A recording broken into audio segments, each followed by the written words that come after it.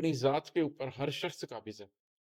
اس ملک میں ایسا کون سا غدر ہے کہ ہر شخص جھوٹ بولنا نہیں چھوڑ سکتا، نماز پڑھنا شروع نہیں کر سکتا، زکوٰۃ اپنی پوری کیلکولیٹ کر کے نہیں دے سکتا، راتوں کو جاگ کے اللہ کی عبادت نہیں کر سکتا، نیکی کا حکم نہیں دے سکتا، بدی سے روک نہیں سکتا، اپنے محلے کی صفائی نہیں کر سکتا؟ ایسا کیا ہے کہ ہم اپنی سوسائٹی میں چھوٹی موٹی چینج لانے کے قابل نہیں ہیں؟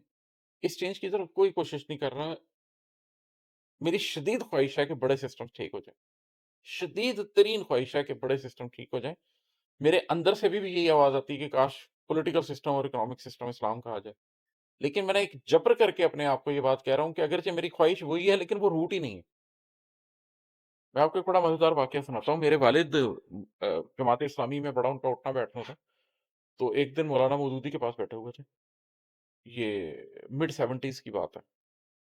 تو ابو کہتے ہیں کہ میں نے مودودی صاحب سے پوچھا کہ میرا آپ سے ایک کوشچن ہے، انہوں نے کہا پوچھو۔ تو ابو نے ان سے کہا کہ interest free economy is the root of Islamic economic system اور دی fruit of it,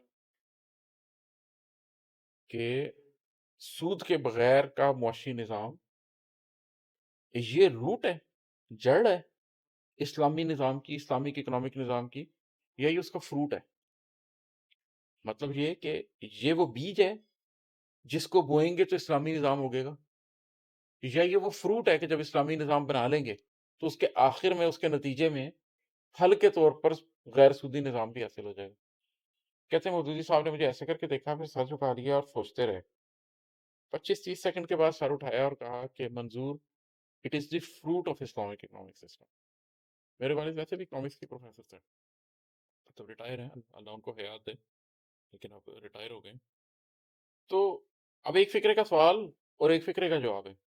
interest free economy is the root of Islamic economic system اور دی فروٹ آف اٹ، اور مودودی صاحب نے فرمایا it's the fruit of it. اس کا مطلب ہے کہ تم وہ نظام بناؤ گے تو تمہیں اس کی جزا یہ ملے گی آخر میں کہ سود نہیں ہوگا اس میں۔ تم سمجھ رہے ہو کہ سود کو ختم کرتے ہی وہ نظام اگ جائے گا، تو سمجھ ہی نہیں آ رہی کسی کو کہ کیسے کرنا۔